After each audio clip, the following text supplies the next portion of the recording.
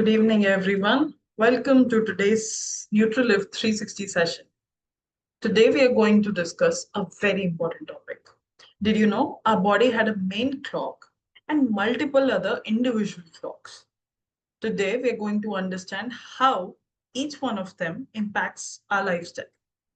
We'll also understand what a NEAT, need index, means. All this and much more.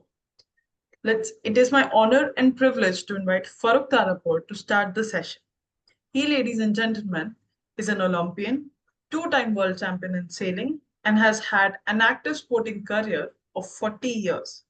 He's won innumerable awards, including the Chhatrapati Shivaji Award and the Arjuna Award. But most importantly, he's a mentor to each and every one of us on the group with a mission: Har Ghar Healthy, Har Ghar Medicine Free. Let's welcome him onto the virtual stage and listen to him very, very carefully. Over to you, Farooq. Thank you, Ruchita. Good evening, everyone, and welcome to this exciting Monday session. I just hope that you had early dinner and done some exercise.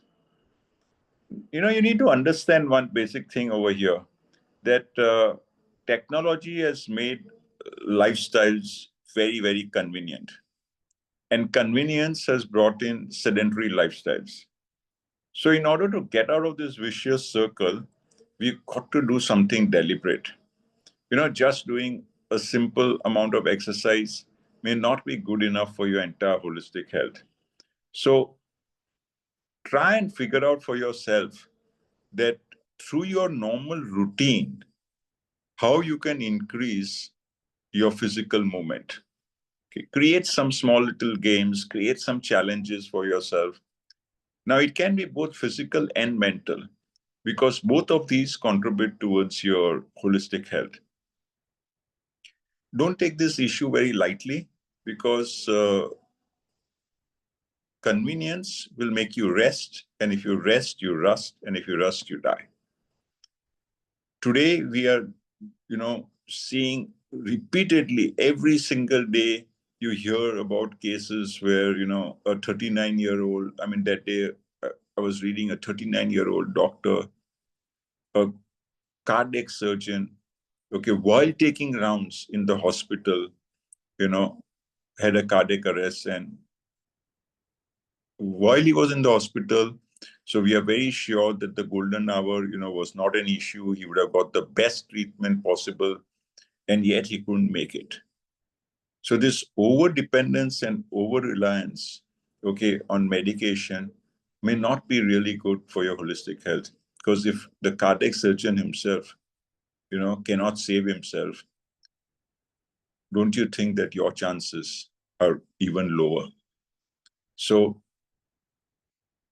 let's make sure that we don't be a part of the statistics, and try and incorporate some little games, go down the steps, come up the steps, all right? Make sure that you're not sitting, set an alarm, tell you that, okay, it's, you've been sitting for too long, get up, do some movement, do some small exercises, okay? When you sit in the car, make sure that you lift your leg well above, otherwise you will find that there'll be a small little mark at the foot where you enter your car. Yeah. Check every car door. And if there is a mark, it should tell you that you're becoming lazy enough to not even lift your foot fully to get into the car. So you're soiling the car over there. And these are things that the cleaners don't really clean well. So, try and make sure that you incorporate some form of movement wherever possible, and try and make it fun. Because only if you make it fun, you will realize that you can make it like a good habit that will last with you. It's all about framing good habits that are duplicable and achievable, rather than getting into some amazing programs that can give you, good health. So today you're going to be listening from somebody, okay, who's made a great transformation, lost 40, 45 kilos on weight, went from having a massive paunch to having almost a flat stomach. So he sort of really, didn't believe it initially, but once he got into the community, once he got into the program, he started believing that yes, it is possible. And once he started believing that it was possible, there was no stopping him. So without wasting much of his time, listen to Manoj very carefully, because what he has said had a significant impact on your holistic health. Over to you, Manoj. Thank you very much. Thank you very much, Farooq. Or as I always say, this is just because of you, whatever happened to my health. Otherwise, आज पता नहीं मेरे health का क्या सत्यानाश हुआ होता. And it is when I say सत्यानाश, really I mean that. 10 mg की ब्लड प्रेशर की गोली से पता नहीं और आज कहाँ गया होता मैं. So I'll just share the screen.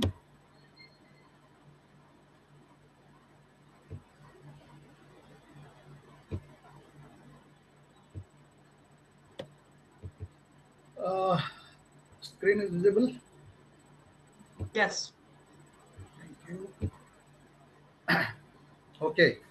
So impact of lifestyle on our body clock and importance of need. So there are three words to be understood. One is lifestyle, second is body clock, and third is need. Okay, तो हम एक एक करके बात करेंगे. Lifestyle की बात करेंगे. लाइफस्टाइल है क्या बेसिकली, है ना? ये है लाइफस्टाइल के अलग अलग क्या बोलते हैं ब्रांचेस, आप बोल सकते हो. अगर एक पेड़ लाइफस्टाइल है तो उसके ब्रांचेस है. आपकी फिजिकल एक्टिविटी कितनी है, कम है, ज़्यादा है, दैट इज़ योर लाइफस्टाइल. आपकी नींद टाइम पे है, कम है, ज़्यादा है, टूटी हुई है या कंप्लीट है ना? साउंड है या लाइट है? फूड आप क्या खा रहे हो, कब खा रहे हो, कैसे खा रहे हो, कितना खा रहे हो, ये है. स्ट्रेस लेवल आपका कितना है, कितना आता है, कैसे आप उसको मैनेज करते हो. स्क्रीन टाइम हमारे टाइम पे जब हम बच्चे थे तो सिर्फ एक ही स्क्रीन हुआ करता था थिएटर का. बट नाउ आपके सामने 3 स्क्रीन है, टीवी है, लैपटॉप है, आपका मोबाइल है ना? तो इसका स्क्रीन टाइम आप कितना इसमें टाइम देते हो, कितनी आपके आंखों में ब्लू लाइट जाती है, उसका इफेक्ट आपके ऊपर कैसा हो रहा है, आप उसको कंट्रोल करने के लिए क्या कर रहे हो. और बहुत इंपॉर्टेंट है लेट नाइट स्नैकिंग. फरूक हमेशा बोलते हैं सबसे वर्स्ट अगर कोई चीज है इनमें से तो वो है लेट नाइट स्नैकिंग. ओके, तो ये सारी लाइफस्टाइल है जिसका इफेक्ट आपके बॉडी क्लॉक पे क्या होता है वो देखेंगे ना. What is body clock? तो अभी हम बॉडी क्लॉक को समझते हैं. बॉडी क्लॉक बेसिकली आप अगर बीच में एक इंसान को अगर देखोगे खड़ा हुआ, तो उसमें एक ब्रेन लिखा हुआ है. That is your inner clock और मेन क्लॉक. जिस तरह से आपके घर पे इलेक्ट्रिसिटी सप्लाई होती है, एक मेन बोर्ड होता है जहाँ पे आपकी इलेक्ट्रिसिटी आती है और वहाँ से आपके घर के सारे इक्विपमेंट चलते हैं. लाइट चलता है, फैन चलता है, माइक्रोवेव ओवन चलता होगा, शायद इंडक्शन चलता होगा, फ्रिज चलता होगा, वॉशिंग मशीन चलता होगा. ऐसी अलग अलग चीज़ें चलती हैं. वो इंडिविजुअल क्लॉक है. जैसे कि हमारा हार्ट हो गया, लीवर हो गया, किडनी हो गया, ये अलग अलग ऑर्गन्स से चलते हैं. ओके, कई सारे अलग अलग क्या बोलते हैं इसको, एंजाइम्स बॉडी से निकलते हैं, वो अलग अलग टाइम पे निकलते हैं. वो इंडिविजुअल क्लॉक्स हैं और ये सब कनेक्टेड है एक दूसरे से. जैसे हमारे इनर क्लॉक को, ब्रेन को जो सिग्नल मिलता है वो हिसाब से वो बाकियों को चलाने की कोशिश करता है, लेकिन बाकी अपने हिसाब से भी चल रहे हैं. लेकिन अगर ब्रेन ने गलत टाइम पे गलत सिग्नल दे दिया तो उसे पता नहीं चलेगा मुझे भी करना क्या है, जो दूसरा पार्ट का जो घड़ी है उसे. ओके, तो ये है आपका बॉडी क्लॉक. अब इसके ऊपर जो इफेक्ट होता है, सबसे पहले हम जो बात करेंगे, इसके ऊपर इफेक्ट पड़ता है लाइट का, डाइट का और एक्सरसाइज का. तो जो सबसे पहला एक्सरसाइज जो हमने पढ़ा था कि एक्सरसाइज भी हमारा लाइफस्टाइल में आता है, उसका इफेक्ट कैसे पड़ता है. जिस तरह से लाइट हमारे जब ब्रेन में जाती है, एक मिनट, आंखों में जाती है, हाँ मैं ये स्लाइड को आपको बताऊंगा पहले. जिस तरह से लाइट आपकी आंखों में जाती है और वहां से जो उसका मेन पॉइंट है जहां से सिग्नल मिलता है वो है SCN जो लिखा हुआ है लाल कलर का डॉट. वहां से वो अपने सबॉर्डिनेट मतलब पिनाइल ग्लैंड जो उसके ऊपर आपको दिखेगा रेड और ऑरेंज कलर का डॉट, वहां पे सिग्नल भेजता है. और पिनाइल ग्लैंड फिर बाकी सिग्नल भेजता है मेलाटोनिन रिलीज करते हुए. ओके, अगर लाइट है तो वो मेलाटोनिन को इंक्रीज कर देगा, तो जब इंक्रीज करेगा तो आपको नींद नहीं, मेलाटोनिन को डिक्रीज कर देगा तो आपको नींद नहीं आएगी। ओके, अगर पिनेल ग्लैंड ने मेलाटोनिन रिलीज कर दिया तो आपको नींद नहीं आएगी। इसी तरह से बाद में फिर बाकी जगह पे वो सिग्नल भेजता है। तो इस स्लाइड को अगर आप देखेंगे तो आपका मेन क्लॉक में गया, मेन क्लॉक ने ट्रिगर किया आपके इंडिविजुअल क्लॉक को, और इंडिविजुअल क्लॉक का पता नहीं उस वक्त क्या काम चल रहा था, लेकिन अगर जब आपने एक्सरसाइज किया तो बाकी चीज को इफेक्ट करेगा। कैसे इफेक्ट करेगा, आपको जस्ट एग्जांपल देता हूँ। सपोज आपने वॉकिंग चालू किया या आपने जॉगिंग चालू किया, तो after some time what will happen, आपकी हृदय की धड़कनें बढ़ने लग जाएंगी। Okay, so that is one signal. आपका जो लंग्स है वो आपके फूलने लग जाएंगे, है ना, सांस आपकी तेज जल्दी से अंदर बाहर होने लगेगी। आपका लीवर भी इसी तरह से काम करने लगेगा, किडनी आपका काम करने लगेगी, आपका यूरिन क्लीन आने लग जाएगा, आपके मसल्स कॉन्ट्रैक्शन में और कॉन्ट्रैक्शन होते रहेंगे तो उससे आपके मसल बढ़ने लग जाएंगे। तो ये सारे फर्क पड़ते हैं जब भी आप एक्सरसाइज करते हैं। ओके, जब मेन क्लॉक पे जाता है तो ये बाकी चीजें भी ट्रिगर करता है, ये आपका स्लीप वेक साइकिल को कंट्रोल करने लग जाता है। क्यों? क्योंकि जो स्लीप हार्मोन है वो रिलीज होने चालू हो जाता है, रिलीज मतलब डिक्रीज होने चालू हो जाता है। सो हमें कब करना चाहिए एक्सरसाइज? हालांकि देखा गया है कि आप डे टाइम पे कभी भी कर सको, दोनों का अलग अलग बेनिफिट है। मॉर्निंग का एक अलग बेनिफिट है, इवनिंग का एक अलग बेनिफिट है। रात को नहीं, बिल्कुल आपको सोने का टाइम, उस वक्त आपको आराम करना है, आपको सोना है, तो उस वक्त नहीं करना चाहिए। तो आपको डे में करना चाहिए। डे करने से क्या होगा, आपका सर्केडियन रोबस्ट होगा, मतलब आपका सर्केडियन रिदम, जो आपकी बॉडी का रिदम है जो, वो बहुत अच्छी तरह से काम करेगा, और जिसकी वजह से आपकी हेल्थ अच्छी रहेगी, जिसे हम वेलबींग बोलते हैं। ओके, एक्सरसाइज अगर आपने टाइम पे किया तो आपका मेन क्लॉक से वो कनेक्टेड रहेगा। जिस तरह अगर आप एक्सरसाइज अगर आप डे लाइट पे करते हो, आउटडोर पे करते हो, तो आपको सनलाइट मिलता है, नेचुरल ब्राइट लाइट। अगर आपने टाइमली एक्सरसाइज किया हमेशा, तो ये आपका जो डेली रिदम है बैलेंस का काम का और बॉडी का, उसको बैलेंस बना के रखता है। अगर आप डे टाइम पे करते हो तो ये आपके टेम्परेचर को बढ़ाता है, घटाता है। जैसे कि आप देखते होंगे, जब भी आप ज़्यादा जॉगिंग करोगे, वॉकिंग करोगे, एक्सरसाइज करोगे, तो आपके बॉडी के अंदर हीट होगी, आपको गर्मी होगी, फिर पसीना आएगा, वो उसको कूल डाउन भी करेगा। तो अच्छी तरह से इसको मैनेज करता है। ये आपकी जो फूड रेजिम है इसको भी मेंटेन करने की कोशिश करता है। सही टाइम पे भूख लगेगी, सही टाइम पे आप पचाओगे, अच्छी तरह से पचाओगे, है ना, ये सारी चीज़ें हैं। अब नींद का हमारे बॉडी क्लॉक पे क्या असर पड़ता है, हम आपको जो जितने भी अपने जो लाइफस्टाइल के जो पार्ट्स हैं उसका इफेक्ट हमारे बॉडी क्लॉक पे क्या होता है, कैसे होता है, वो हम बता रहे हैं। तो नींद का कैसे होता है, तो नींद भी इसी तरह से है, जैसे कि मैं आपको यहाँ पर पहले ही बता दिया स्लाइड में, कि अगर आपको जब सनलाइट है तो आपके आंखों में रोशनी जाएगी, आपके बाकी सिग्नल्स को मिलेगा कि बाकी ऑर्गन्स को सिग्नल मिलेगा कि अभी जागने का टाइम हो गया है। ओके, लेकिन अगर रात हो गई तो वहीं पर उल्टा हो जाएगा, आपको कहेगा कि नहीं अभी सो जाओ, सोने का टाइम हो गया है, लेकिन आपकी बॉडी बोलेगी सोने का टाइम हो गया है, और आप जागे रहोगे और कुछ काम करते रहोगे, तो सारा मिसमैच हो जाएगा। इसकी वजह से क्या हेल्थ इफेक्ट होगा आपके नींद खराब होने की वजह से। तो नींद खराब बेसिकली क्यों क्यों होती है ना, नींद डिस्टर्ब क्यों होती है बेसिकली? अगर हम रात को लेट सोएं या लेट उठें तो एक फेज बन जाता है आपका, है ना।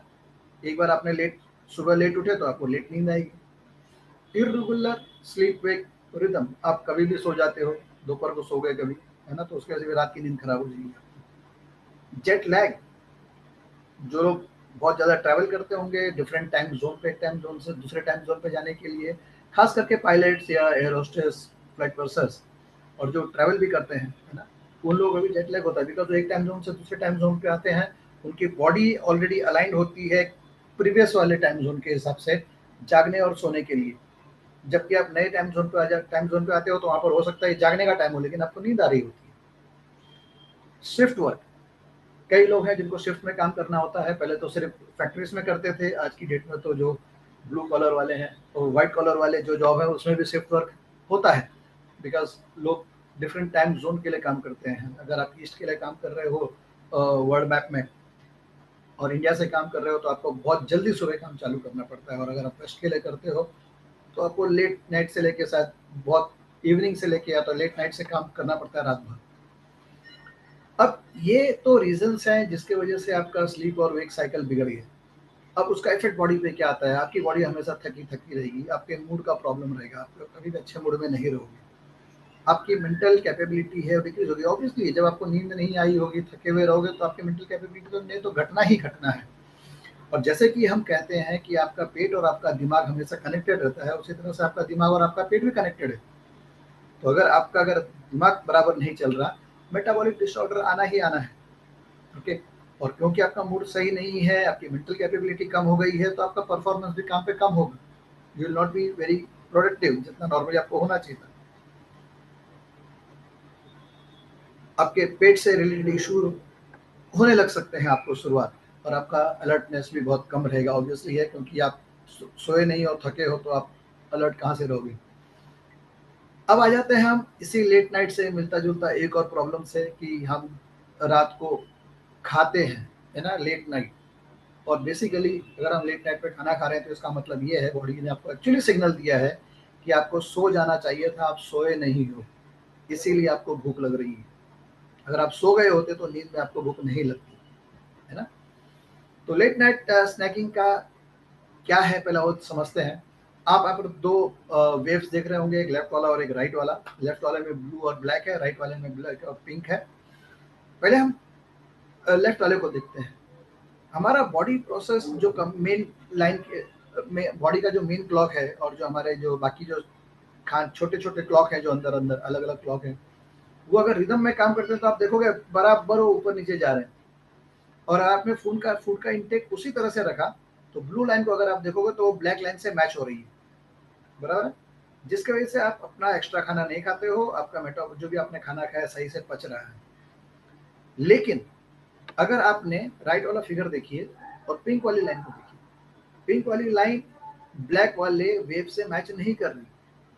क्यों? क्योंकि ब्लैक वाला जो है वो तो रेगुलर है, जो होना चाहिए, और जो पिंक वाला है वो आपने अपने बॉडी का सिस्टम को बना दिया है। आप कभी भी खा रहे हो, कुछ भी खा रहे हो, कितना भी खा रहे हो, कैसा भी खा रहे हो, जिसकी वजह से क्या होगा, अगर आपने रेट ज़्यादा खा लिया तो जल्दी पचेगा नहीं, तो क्या होगा, एनर्जी आपको कन्वर्ट कर देगी फैट में, एनर्जी अपने आप को कन्वर्ट कर देगी फैट में, और फिर फैट आपके बॉडी के ऊपर जमा होना चालू हो जाएगा, जिसकी वजह से आप मोटे हो सकते हो।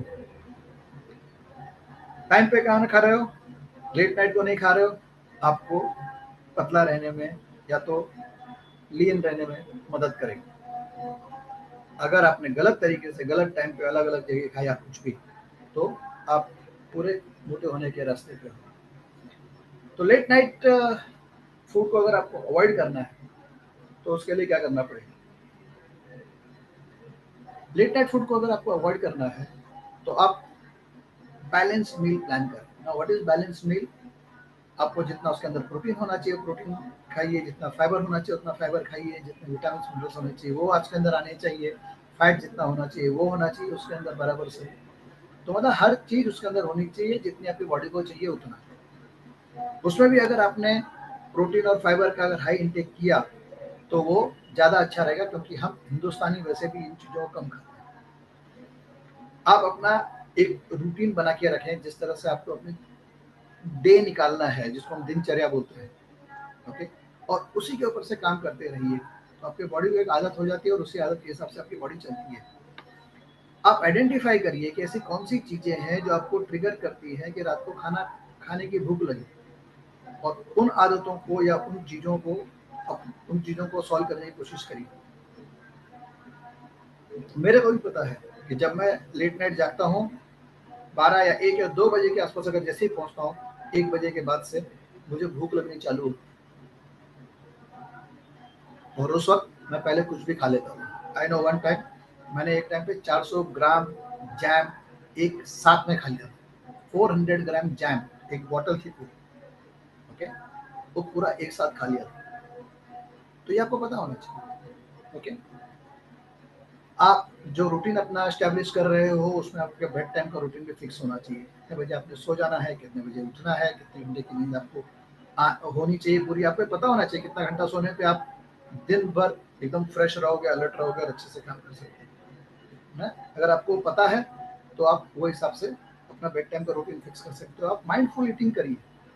माइंडफुल ईटिंग सिर्फ ईटिंग से रिलेटेड नहीं है, माइंडफुल ईटिंग होने से पहले से है कि आपको क्या खाना है, उसके लिए क्या लाना पड़ेगा आपको सामान, कहाँ से लाओगे, कैसे लाओगे, किस क्वालिटी का लाओगे, वहां से शुरू होता है।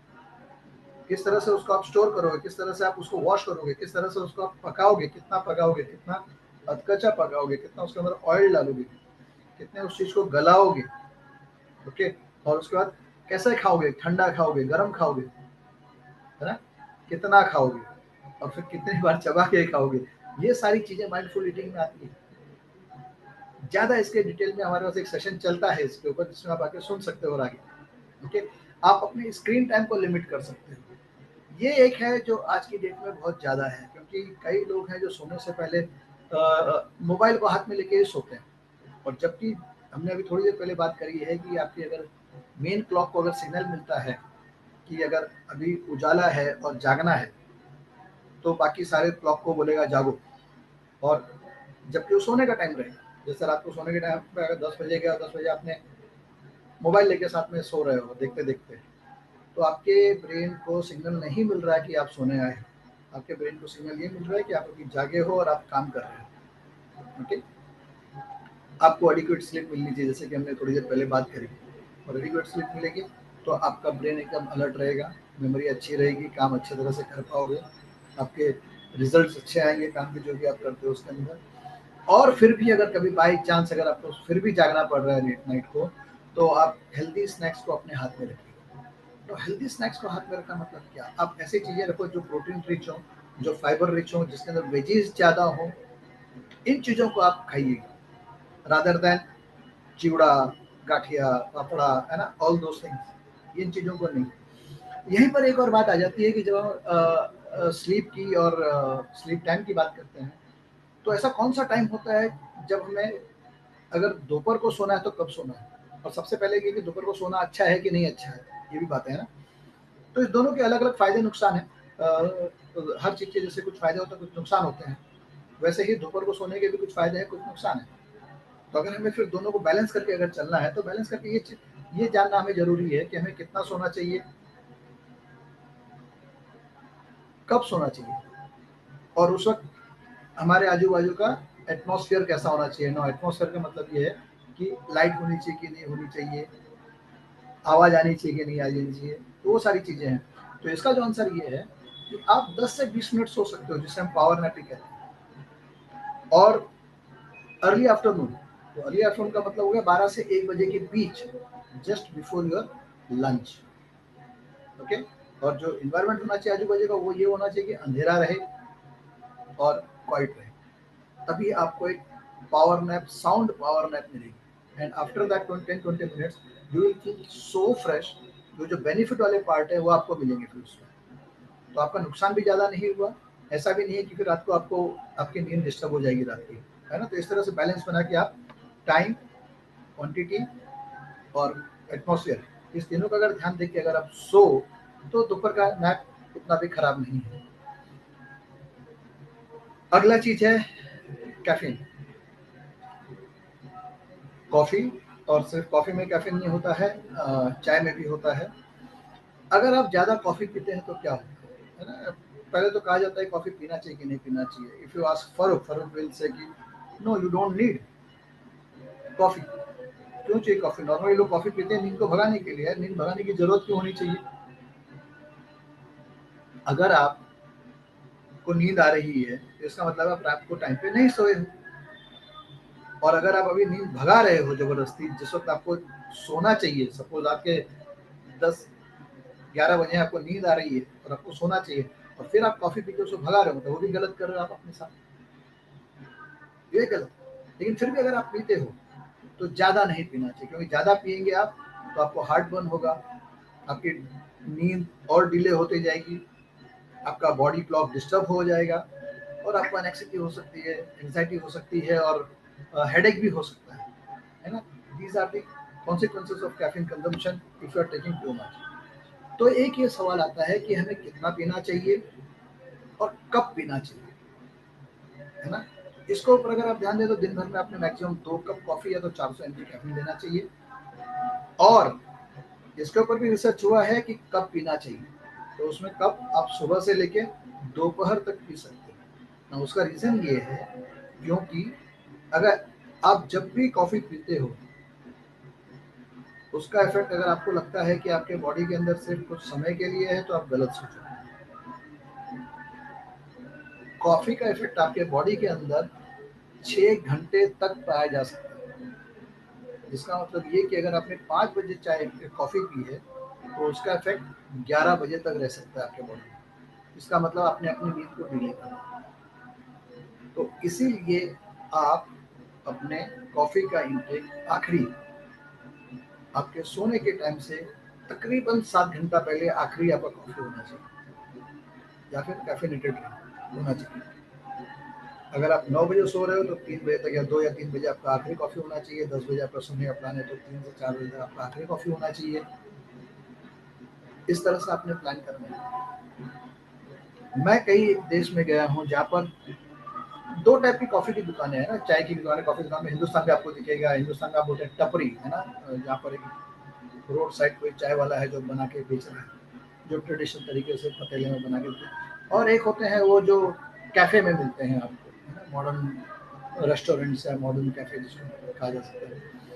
मॉडर्न कैफे में अगर आप बैंकॉक में स्पेशली जहाँ मैं घुमाता हूँ पर अगर मैंने जब नोट किया जितनी भी ट्रेडिशनल दुकानें हैं, मतलब जो जैसे हमारे यहाँ रोड साइड चाय वाले होते हैं, वैसे वहाँ पर चाय वाले 3 बजे अपनी दुकानें बंद कर देते हैं। उसके बाद आपको वहाँ पर कॉफ़ी नहीं मिलेगा, चाय नहीं मिलेगी। हाँ, जो मॉडर्न टाइप के कैफेज हैं वहाँ पर मिलेगा, लेकिन वो फिर मॉडर्न लाइफस्टाइल बन जाती है और वही तो सब कुछ बिगाड़ रहा है। तो ये हमें समझना चाहिए। तो कॉफ़ी पी सकते हो 2 cup at the most in a day, 400 mg of caffeine, और आखिरी कॉफ़ी 3 से 4 बजे के बाद, उसके बाद 4 साढ़े 3 तक आखिरी आपकी कॉफ़ी होनी चाहिए। उसके बाद अगर आप रात को सोते हो तो कैफीन अगर आपको अपने इंटेक अगर आपको कम करना है, आपको लगता है आप ज़्यादा पीते हो, तो आप क्या कर सकते हो, आप डीकैप पे स्विच कर सकते हो। तो डीकैप बेसिकली वो होते हैं जिसमें फ्लेवर आपको कॉफ़ी का मिल जाता है लेकिन उसमें कैफीन नहीं होता या बहुत कम कैफीन होता है। आप अपने लिमिट को कंजम्पशन को आप लिमिट कर सकते हो। कैसे? जैसे कि समझो आप 2-3 बार पी रहे हो तो सिर्फ 2 ही बार पियो, 3 बार पी रहे हो तो सिर्फ 2 ही बार पियो, या फिर आप एक टाइम पे अगर 300 ml पीते हो तो उसको आप 200 कर सकते हो, है ना। आप टाइमिंग को एडजस्ट कर सकते हो, जैसे कि अभी हमने बात करी कि आखिरी कॉफ़ी आप कितने बजे पियोगे, पहले कितने बजे पियोगे, सुबह पियोगे, कोई इशू नहीं, क्योंकि आपको अलर्ट रहना है, जागना ही है वैसे भी आपने अभी, है ना, काम ही करना है अभी आपने जाग के। कभी कभी हमारी बॉडी को ना ये पता नहीं चलता कि हमें कॉफ़ी मांग रहा है हमसे, कोई गर्म चीज़ मांग रहा है, पानी मांग रहा है या खाना मांग रहा है। तो जब भी आपको ऐसा लगे कि आपको कॉफ़ी पीने की इच्छा है, आप बॉडी में पानी डाल दीजिए। तो कई बार ये देखा गया है कि पानी पीने से भी आपकी कॉफ़ी की जो तलब है वो कम हो जाती है। तो आप पानी पी सकते हैं, है ना, हाइड्रेट कर लीजिए अपनी बॉडी को। आप हर्बल टी पी सकते हैं। कोई भी लेबल, कोई भी चीज़ आप खा पी रहे हैं उसके पीछे आप लेबल देख लीजिए कि उसके अंदर कैफीन गलती से है तो नहीं, क्योंकि कुछ चीज़ें ऐसी हैं जहाँ पर आपको पता नहीं चलता कि इसके अंदर कैफीन ऐड की है। ठीक है, तो आप लेबल को चेक कर सकते हैं। और अपने साथ हमेशा हेल्दी स्नैक्स और बेवरेजेस रखिए, जिसकी वजह से हो सकता है कि फिर आप आस्ते आस्ते कैफीन को बंद कर सकें। सो अब आ जाते हैं हम स्क्रीन टाइम। स्क्रीन टाइम मतलब वही जो हम बता रहे थे, लैपटॉप या मोबाइल या टीवी, है ना, इसका देखिए सेम चीज़ है। जैसे ही लाइट आपकी आंख में गई, मेन क्लॉक में गई, उसने पिनेल ग्लैंड को सिग्नल दे दिया। मेन क्लॉक ने तुरंत अपने सारे ऑर्गन्स को भी बाकी ऑर्गन को भी सिग्नल देना चालू कर दिया। पिनेल ग्लैंड ने क्या किया? पिनेल ग्लैंड ने जैसे ही उसको सिग्नल मिलता है लाइट आ गई है, तो वो मेलाटोनिन को कम कर देता है। तो मेलाटोनिन कम करेगा तो वो जाग जाएगा, बिकॉज मेलाटोनिन बढ़ेगा मतलब आपको नींद आएगी। ओके, तो मेलाटोनिन बढ़ने से नींद आती है, कम होने से आपको नींद नहीं आएगी। और अगेन जैसे आपने बात करी पीछे कि अगर आपको नींद नहीं आएगी तो क्या होगा? आपका अलर्टनेस कम होगा, आपकी मेमोरी कम होगी, आपका अटेंशन कम हो जाएगा, अटेंशन स्पैन कम हो जाएगा, आपका रिएक्शन टाइम कम हो जाएगा, आपकी लर्निंग एबिलिटी कम हो जाएगी, बिकॉज आप ध्यान नहीं दे पाओगे ना, बिकॉज आप तो नींद में हो, आपको सोना है लेकिन आप जबरदस्ती जगे हो।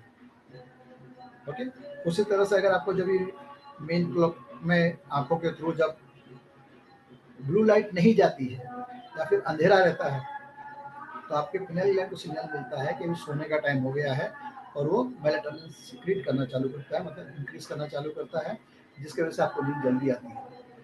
तो इस तरह से स्क्रीन आपके ब्रेन में इफेक्ट करता है। अब उसका इफेक्ट क्या है? उसका इफेक्ट ये है कि जिनका मेलाटोनिन सप्रेस हो गया है उनको वो हमेशा थके हुए रहेंगे, डिप्रेशन में रहेंगे, उनकी मेमोरी कम हो जाएगी, दिमाग का जितना भी काम रहेगा वो बिगड़ता जाएगा। आस्ते आस्ते ऐसा भी हो सकता है कि उनको नींद की प्रॉब्लम आने लगे, कि वो नींद नहीं आए उनको। जब नींद नहीं आएगी तो हो सकता है उनको बाद में दवाई खानी पड़े नींद की। इस वजह से हो सकता है उनका वजन भी बढ़ जाए। तो ये इम्पैक्ट है इनकी, क्योंकि आपको नींद नहीं आएगी, आप कुछ भी खाओगे, आपका वजन बढ़ेगा। और ये डेफिनेटली जब भी हम वजन कम करने की बात करते हैं तो उसमें स्लीप को भी मॉनिटर किया जाता है। और ऐसा देखा गया है कि अगर आप बाकी सब आप ठीक कर रहे हो, लेकिन अगर आपकी नींद बराबर नहीं है तो भी आपका वजन बढ़ता है। और ये मैंने पर्सनली खुद एहसास किया हुआ और महसूस किया, और मैंने देखा है अपने से। जब मैं सब कुछ सही कर रहा हूँ लेकिन नींद मेरी गड़बड़ है, नहीं होता वजन का। तो नींद भी एक इम्पॉर्टेंट पार्ट है। जैसे कि हम बोलते हैं हेल्थ के 4 पार्ट हैं: आपका खाना, आपका एक्सरसाइज, आपका नींद और आपका स्ट्रेस लेवल। आप कैसे मैनेज करते हो, कितना लेते हो। तो आप किस तरह से ब्लू लाइट के एक्सपोजर रिड्यूस कर सकते हो? आप स्क्रीन टाइम को लिमिट कर दीजिए। मैं कई फैमिली को ऐसे जानता हूँ जहाँ पर उन्होंने बच्चों को टाइम लिमिट दे रखी है कि दिन भर में आप 1 घंटा या 1.5 घंटा ही आप मोबाइल या टीवी देखोगे। वो आप एक साथ ले लो, चाहे टुकड़े टुकड़े ले लो। टुकड़े टुकड़े इन द सेंस कि पार्ट पार्ट करके ले लो, 15 मिनट, आधा घंटा, 15 मिनट, आधा घंटा, इस तरह से ले सकते हो। लेकिन उन्होंने लिमिट कर रखी है इस टाइम। ये आप भी कर सकते हो अपने लिए। हो सके तो आप नाइट मोड में हर चीज को डाल दीजिए। अपने घर पे आप एकदम ब्राइट लाइट न रखते हुए आप वार्म लाइट या येलो लाइट में कन्वर्ट कर सकते हैं। ऐसे आजकल बहुत सारे बल्ब आते हैं जिसमें दोनों मोड होता है ना, वार्म मोड और व्हाइट मोड। आप उन बल्ब को लगा सकते हो। ठीक है। जब भी आप स्क्रीन को देख रहे हो आप उसको ब्रेक ले लीजिए, कंटिन्यूसली मत लगे रहिए उसके ऊपर 2 घंटा 4 घंटा कंटिन्यू नहीं रहिए। आप 15-20 मिनट में आप ब्रेक ले लो, 15 मिनट में ब्रेक ले लो। हो सकता है ब्रेक की वजह से आपका लिंक टूट जाए और फिर आप उससे दूर हट जाओ। और सबसे बेस्ट जो मैंने अपने स्कूल टाइम से देखा हुआ है, आप रादर मोबाइल के साथ रहने के, मोबाइल के साथ बिस्तर पे जाने के बजाय आप एक किताब के साथ बिस्तर पे चले और किताब पढ़ना चालू करें।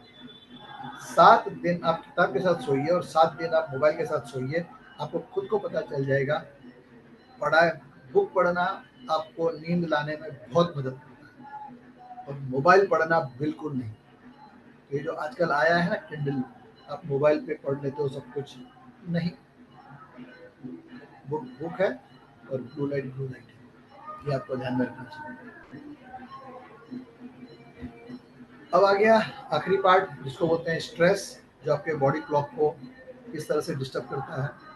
जिस तरह से लाइट आपके बॉडी क्लॉक को ट्रिगर करता है, उसी तरह से आपके क्रोनिक स्ट्रेस आपके मेन क्लॉक को ट्रिगर करता है, जिसकी वजह से आपके बाकी जो छोटे छोटे क्लॉक हैं वो गड़बड़ा जाते हैं। ओके। तो जितना हो सके आपको स्ट्रेस से दूर रहना है। मेरे को कुछ एक स्टोरी पता है, तकरीबन 1-1.5 महीने पहले की बात है। हमारे सोसाइटी में एक इंसान है जो कैश हैंडल करते थे। अचानक उनको ये बोला गया कि कुछ आपके हिसाब में कुछ गड़बड़ है, आगे जरा बता दीजिए। तो एक्चुअली ये नहीं था कि उन्होंने कुछ चीटिंग किया, एक्चुअली ये था कि कुछ मिसमैच हो रहा है, तो जरा आगे थोड़ा क्लियर कर दीजिएगा। तो नॉर्मली होता ही है ना कभी ना कभी। बट उनको इतना टेंशन आ गया इस बात से, बिकॉज वो आदमी इतने क्लीन रहे हैं हमेशा लाइफ में, उनको इतना स्ट्रेस आ गया कि वो रात के 3-4 बजे तक जागे रहे। और 3-3:30 बजे उन्होंने मैसेज किया ग्रुप में कि प्लीज मेरे को बचाओ, मैंने कुछ गड़बड़ नहीं किया है। हालांकि उनको बोला नहीं था किसी ने आपने गड़बड़ किया, बोला था कि कुछ हिसाब नहीं मिल रहा है, तो बताने के लिए जरा क्लियर करने के लिए आ जाइए ऑफिस में, इतना ही बोला। तो ये स्ट्रेस का इफेक्ट है आपके बॉडी पे। तो आपको स्ट्रेस से दूर रहना है। किस तरह से आप रिड्यूस कर सकते हो? आप एक्सरसाइज करिए। जब भी आप एक्सरसाइज करते हो आपके गुड हार्मोन्स निकलते हैं, आपको खुशी देते हैं। ओके। आप डीप प्रैक्टिस कर सकते हो डीप ब्रीदिंग की, है ना। जब भी आप गहरी सांस लेते हो तो गहरी सांस की वजह से आपका ब्लड सर्कुलेशन और अच्छे से बढ़ता है, आपके माइंड में अच्छे से ब्लड सर्कुलेशन जाता है, जिसकी वजह से उसको सूट करता है। ओके, अच्छी नींद लीजिए, पूरी नींद लीजिए, अच्छा खाना खाइए। Now eat healthy in the sense eat nutritious. Okay, break लेते रहिए बीच बीच में, है ना, जब भी, ताकि आपको स्ट्रेस ही मोड में आप हमेशा न रहें। कोई हॉबी पाल लीजिए और उस हॉबी में अपने आप को एंगेज कर लीजिए, और माइंडफुलनेस और मेडिटेशन प्रैक्टिस करिए। सोने से पहले आप ये जरूर कर सकते हैं। Okay? आजकल बहुत सारी वीडियोस आपको मिल जाएंगे मेडिटेशन। तो किस तरह से आप अपने सर्काडियन रिदम को रेगुलेट कर सकते हो? आप रेगुलरली एक्सरसाइज करिए, आपके सोने का और जागने के टाइम पे बने रहिए, टिका के रखिए, कॉफ़ी को अवॉइड करिए, दोपहर के बाद और शाम के बाद से मत पीजिए। ओके, स्क्रीन टाइम दिन भर में रिकमेंडेड है 2 घंटा। वैसे अगर फरूक को पूछा जाएगा तो बोलेंगे बिल्कुल नहीं, है ना, बट ठीक है, 2 घंटा 1.5 घंटा पहले आप हो सके तो अवॉइड कर दीजिए मोबाइल। अपने स्ट्रेस को मैनेज करिए। और लेट नाइट खाना ये सबसे बेकार है, ये सबसे बेकार है इन सब में। ठीक है, अब हम आते हैं अपने तीसरा वर्ड जो आज हमने पहला बोला था। हमने लाइफस्टाइल की बात करी थी, इम्पैक्ट ऑफ लाइफस्टाइल। दूसरा हमने बात करी थी नीट की। ओके, नीट क्या है इसको समझते हैं। आप अगर ध्यान देंगे, 40,000 साल पहले हमारे पूर्वज क्या करते थे? वो हंटर्स से, गैदरर से 10 से 12 घंटा सिर्फ खाना ढूंढते थे, है ना। 10,000 साल पहले क्या हुआ? उन्होंने एग्रीकल्चर चालू किया, लाइफ स्टॉक को मतलब जैसे भेड़ बकरी गाय बैल इनको पालना चालू किया। उसकी वजह से भी वो 10-12 घंटा काम करते ही रहते थे, खेतों में हो चाहे यहाँ पर हो। लेकिन पिछले 125 साल से क्या हुआ? 125 साल से हुआ कि इंडस्ट्रियलाइजेशन आ गया। 8 से 10 घंटे हम एक्टिविटी करते थे, फैक्ट्री के अंदर काम करते थे। लेकिन पिछले 20-25 साल में क्या हुआ है? सभी लोग अभी कंप्यूटर के पास बैठ के काम करते हैं और हार्डली 20 से 25 मिनट ही खाली मूव करते हैं अपनी बॉडी को। अब मैंने वर्ड किया मूव करते हैं। 40 साल पहले 10 से 12 घंटा अपनी बॉडी को मूव करते थे, आज की डेट में हम 20 से 25 मिनट अपनी बॉडी को मूव करते हैं। अब पहले नीट को समझ लेते हैं क्या है। नीट का फुल फॉर्म है non exercise activity thermogenesis. Non exercise मतलब आप एक्सरसाइज नहीं कर रहे लेकिन कुछ एक्टिविटी कर रहे हो जिसकी वजह से आपके बॉडी की कुछ कैलोरी कम हो रही है। ओके, तो दैट इज कॉल्ड नीट। जैसे आगे हम एग्जांपल की बात देंगे क्यों जरूरी है। आप अगर ये ध्यान देंगे कि बच्चे कभी आपको मोटे नहीं दिखेंगे, लेकिन जैसे जैसे आपकी उम्र आगे जाएगी आपका उस एज ब्रैकेट में मोटापा आपको ज्यादा दिखेगा। और दूसरा डेटा ये भी कह रहा है कि साल दर साल परसेंटेज मोटे लोगों का बढ़ते जा रहा है ना। अगर आप यहाँ पर ग्रे कलर का देखेंगे तो ये 19-21 का डेटा है, सॉरी रेड वाला 19-21 का डेटा है, और जो ग्रे कलर का डेटा है वो है 15-16 का डेटा। तो 15-16 में 15 से 19 साल के बच्चों में 4.2% ही मोटे थे, वो भी जिसको कहा जाता है। लेकिन 19-20 आते आते या 20-21 आते आते 5.4 हो गए। तो अब आप देखोगे कि हर एज ग्रुप में मोटापा बढ़ रहा है, पहला डेटा। दूसरा डेटा ये है कि जैसे जैसे एज बढ़ेगी percentage of obese people will increase. मोटे लोगों का नंबर बढ़ते जाएगा। तो ये आपको सिर्फ अर्बन में नहीं है, यही फिनोमेना रूरल में भी है। नॉन एक्सरसाइज करने से क्या होगा, नीट करने से क्या होगा? ये आपकी डेली एक्टिविटी के बारे में बात करते हैं, इसको आपको इंक्रीज करना होता है। ये कोई भी चीज हो सकती है, आपके ऑफिस में चलना हो सकता है, घर के अंदर चलना हो सकता है, अगर आप किसी दुकान में कुछ सामान लेने जा रहे हैं उसका हो सकता है, चल के जाना है, कार में तो बाइक में नहीं। ओके, घर के रोज के काम करना ये आपका नॉन एक्सरसाइज में आ जाएगा। ओके,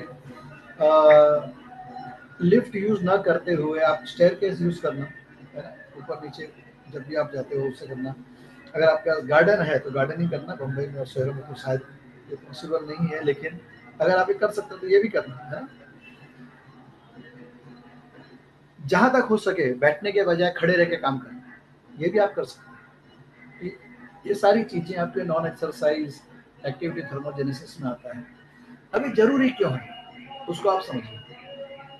हम जो भी खाना खाते हैं वो एनर्जी कैलोरी में इन होती है, मतलब उसको हम कैलोरी में कैलकुलेट करते हैं, बराबर है, जो भी हम खाना खाते हैं, और उसी से हमारे शरीर का फंक्शन चलता है, और उसी से हमको एनर्जी मिलती है, हम काम करते हैं। अगर ये जो हम शरीर में डाल रहे हैं एनर्जी, उससे अगर कम हम एक्सपेंड करते हैं तो मोटापा बढ़ता है, और जो शरीर में हम एनर्जी डालते हैं उससे अगर हमने ज़्यादा एनर्जी यूज़ कर लिया तो हम फैट घटाते हैं, मोटापा घटाते हैं। और अगर दोनों सेम है तो हमारा वेट उतना ही रहेगा, फैट उतना ही रहेगा। तो हमें हमेशा ध्यान देना चाहिए अगर हमारा वजन ज़्यादा है तो, कि हम जो एनर्जी एक्सपेंडिचर करें वो इनसे ज़्यादा करें। तो उस केस में क्या होगा कि हम मोटे नहीं होंगे, एटलीस्ट अगर मोटे हैं तो बिल्कुल पतले होने के राह में चलने लगेंगे। ठीक है, तो जो एनर्जी जो हम एक्सपेंडिचर कर रहे हैं वो बेसिकली 4 तरीके से करते हैं: ईट, नीट, टीईएफ और बीएमआर। ओके, मैं फटाफट समझा देता हूँ बीएमआर क्या है या ये सारी चीज़ें क्या हैं। ईट बेसिकली वो है जो एक्सरसाइज है, एक्सरसाइज एक्टिविटी थर्मोजेनेसिस, जैसे कि आपने वॉकिंग कर लिया, जॉगिंग कर लिया, जिम में गए, मतलब आप सोच के कर रहे हो कि मैं एक्सरसाइज कर रहा हूँ अपना एनर्जी, अपनी कैलोरी बर्न आउट करने के लिए, तो वो आपका ईट हो गया, जहाँ पर आप सोच के कर रहे हैं। नीट, जहाँ पर आप ये सोच के नहीं कर रहे हैं कि मैं अपनी कैलोरी बर्न आउट करूँ, जैसे कि मैंने बात करी थी कि आप लिफ्ट की जगह पे सीढ़ी यूज कर लो, कहीं आपको जाना है थोड़ा चल के चले जाओ, घर के अंदर कोई ऐसा काम करना है जिसमें आप खड़े रह के काम करते हैं, क्योंकि घर के अंदर चल लो, ये सारी चीजें आपकी नीट में आएंगी। और टीएफ जो है ये भी एक अच्छी चीज है, जिसको अगर आप समझ लो तो बहुत बढ़िया है, और अच्छी तरह से समझ लो तो बहुत ही बढ़िया है। TF is thermic effect of food. Thermic effect of food मतलब ये होता है कि आपने जो भी खाया उसे पचाने के लिए भी कैलोरी की जरूरत पड़ती है ना। कितनी मजे की बात। तो अप्रोक्सीमेटली 10% इसमें भी यूज हो जाता है, लेकिन इसमें थोड़ा मैं डीप में जाऊंगा, और डीप में जाके आप ये समझ लीजिए कि हम जो चीज खाते हैं हमको जो एनर्जी देती है वो 3 चीजें होती है बेसिकली: प्रोटीन, कार्बोहाइड्रेट और फैट। प्रोटीन, कार्बोहाइड्रेट और फैट, ये 3 चीजें हमें एनर्जी या तो कैलोरी देती हैं। प्रोटीन अपने आप को डाइजेस्ट करने के लिए अपने कैलोरी का 20% यूज कर लेता है। ध्यान से सुनना, प्रोटीन अपने आप को डाइजेस्ट करने के लिए 20% अपने कैलोरी का यूज कर लेता है। आगे बोलूंगा तो ज्यादा समझ में आ जाएगा। कार्बोहाइड्रेट अपने कैलोरी को कंज्यूम डाइजेस्ट करने के लिए 15% यूज करता है, ओके, और फैट 5% यूज करता है। जिसका मतलब ये हो गया कि सबसे ज्यादा प्रोटीन अपनी कैलोरी का परसेंटेज, सबसे ज्यादा परसेंटेज यूज करता है अपने आप को डाइजेस्ट करने के लिए। तो इसका मतलब ये हो गया कि अगर हम प्रोटीन ज्यादा खाएंगे तो वैसे ही हमारे को फायदा दे देगा, क्योंकि अपनी कैलोरी खुद ही बर्न कर रहा है ज्यादा 20%, कार्बोहाइड्रेट 15% करता है, और फैट सिर्फ 5% करता है। फैट इसीलिए कहा जाता है कि जितना हो सके अवॉइड करो। क्लियर? तो ये है थर्मिक इफेक्ट ऑफ फूड। उसी तरह से बीएमआर बेसिकली ये है कि अगर आप कुछ भी नहीं करो, दिन में सोफे में बैठे रहो, सिर्फ खाना खाने के लिए उठो या बैठो, और वॉशरूम जब जाना हो वहां पर जाइए, उतना करने के लिए भी आपके बॉडी को एनर्जी लगती है, आपके दिल धड़कता है, खून शरीर में दौड़ता है, आपके हाथ पांव हिलते हैं, आपके पलक झपकते हैं, आपका ब्रेन चलता रहता है, तो वहां भी आपको एनर्जी लगती है। वो आपके टोटल एनर्जी एक्सपेंडिचर का अप्रोक्सीमेटली 70% होता है। 70% बीएमआर है, 5% ईट है, 10% टीएफ है, 15% बहुत मायने रखता है। अगर आपने नीट के ऊपर ध्यान दे दिया कि मतलब ऐसी एक्टिविटी करते रहो जहाँ पर आपका बॉडी यूज हो रहा हो, बैठने की जगह पे खड़े रहो, खड़े रहने की जगह पे चलो, चलने की जगह पे दौड़ो, है ना, यही चीजें हैं इसके अंदर। तो ये आपको नीट इस तरह से कैलोरी डेफिसिट में ले जाने के लिए काम कर सकता है अच्छे से। अगर आप नीट कैलकुलेट करें कैलोरी पर डे, कैसे लोगों को अलग अलग क्वांटिटी में चाहिए होता है, अलग अलग क्वांटिटी में कंज्यूम करते हैं, यूज कर लेते हैं नीट को। जो खेती करते हैं उनको अप्रोक्सीमेटली पर डे 2500 कैलोरी वो अपना नीड से बर्न कर देते हैं। नाउ अज्यूम करिए कि एक इंसान को 1600 बीएमआर चाहिए। बीएमआर मतलब उसके बॉडी को उतने कैलोरी जिंदा रहने के लिए चाहिए खाली, बराबर है, और कुछ एक्टिविटी नहीं कर रहा हूँ, लेकिन 250 उसको नीड से चाहिए। तो इसका मतलब ये हो गया कि वो अगर 4100 कैलोरी भी खाया दिन भर में तो भी वो कभी मोटा नहीं होगा। वहीं पर जो चेयर में बैठा हुआ आदमी है, एकदम नीचे देखिएगा लास्ट, उसको तकरीबन 500 कैलोरी सिर्फ वो नीट बर्न करता है पर डे, और 1600 उसको बीएमआर चाहिए, और अगर उसको 2100 टोटल चाहिए, और अगर उसने 2500 भी खा लिया टोटल सब मिला के कैलोरी, गारंटीड है वो मोटा होगा। तो इसीलिए आपको पता होना चाहिए कि आपका किस तरह का काम है, तो उससे आपको पता चल जाएगा कि आपकी नीड से कैलोरी कितनी बर्न हो रही है। उससे आपको पता चल जाएगा कि आपको कितना खाना चाहिए कैलोरी, कितना नहीं खाना चाहिए। मोस्ट ऑफ अस जो हम यहाँ पर अभी बैठे हैं वो नीचे से फर्स्ट चेयर बाउंड या तो नो ऑप्शन ऑफ मूविंग में ज़्यादा करके काम कर रहे हैं। ओके, तो हमें नीड के ऊपर इसीलिए ध्यान देना चाहिए क्योंकि हम नहीं कर रहे हैं काम इसके लिए। तो अब मैं थोड़ा आगे चलूं, आप किस तरह से अपना नीड बढ़ा सकते हो।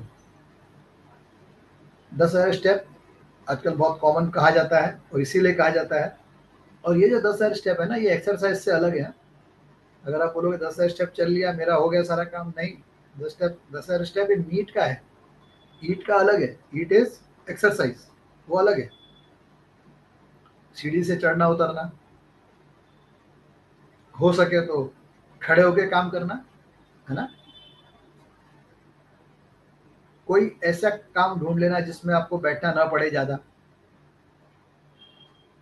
ऐसा कोई चीज करना जिसकी वजह से आप कम से कम 2.5 घंटा चल लो या खड़े रह लो। अपनी गाड़ियों को खुद धोना, अपने दुकानों से सामान खुद लाना, न कि नौकरों को भेजना, है ना। और कहीं खरीदने जा रहे हो, मॉल जा रहे हो तो मॉल में भी घूमना। ओके, ये सारी चीज़ों से आप अपना नीड बढ़ा सकते हो। और सब कुछ करने के बावजूद जो आपने हमेशा करना है वो ये है, शाइन। आपने शाइन करना है।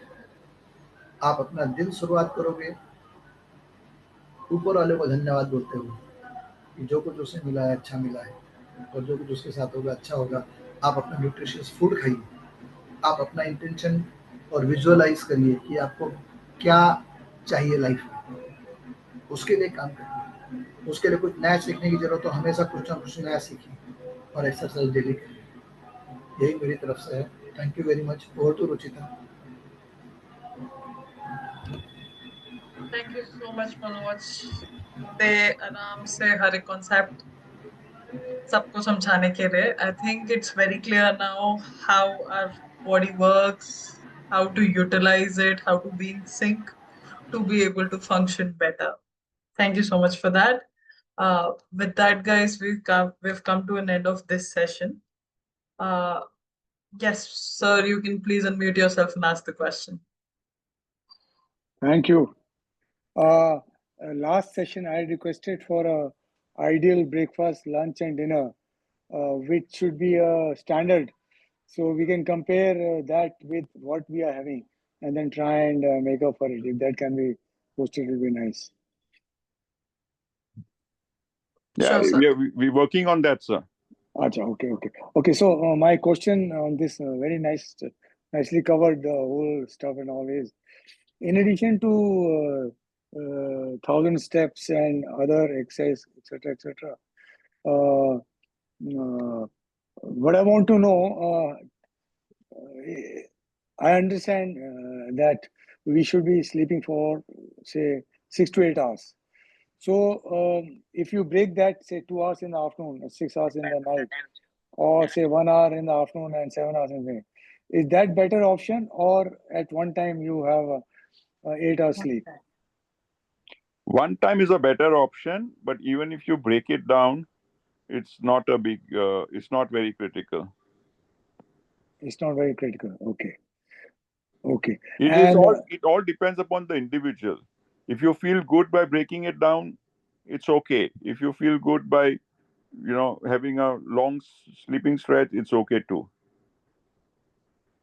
okay. Why I'm asking this question is the day I go for morning walk, which I go every day, 5 kilometers. In the afternoon, I like to sleep for 1.5 to 2 hours, And the day I had to work in the afternoon, that means I had to go out of the house the whole day. I'm busy. That day I skip my morning walk, and then I'm fresh enough to go the whole day. So that's cool. That's cool. That's okay, huh? Yeah, that's perfect. Yeah. Okay. So Manoj also talked about having a pre-lunch nap, say between 12 and 1, before lunch. Is that better, or say half an hour of cat nap after lunch is better option? Before is always better. Any sleeping after any meal is never a good idea.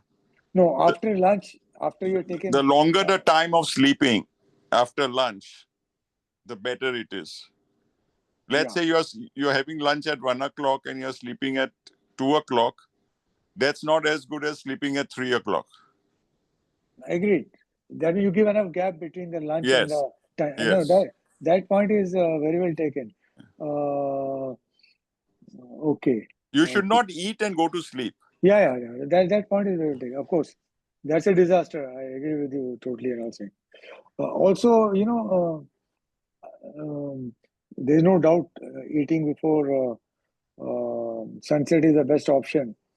But I really wonder, all these businessmen, dukanwala, all these people, they have no time to have kind of a dinner. They close the shops 9:30, 10, go home, and then they say, after at least 60% of our population is doing that who are into the business. Sir, that is just a mindset. Like I often tell people that if you're a shopkeeper, what do you do for lunch? So if he can have lunch in his shop, he can also have dinner in his shop. I think they have a brunch and then come and open the shop, and then they go back and have a late night dinner. That's a normal thing which I'm So told they do. that's what is spoiling their health, isn't it? Yeah, I know. I suppose so. Yeah. I suppose so. I don't know whether they realize it, because for them it's a question of, roti rozi. I don't think they would ever realize that. And then of course, supper. Okay. Thanks for clarification. Thank you. We'll come back on Friday with another session, very important one, about the factors leading to overweight and obesity. And I'm sure every one of us knows someone who can use that. So let's get together and understand and bring in as many friends and family as we can. Thank you so much. You've been a great audience. Good night. Stay safe.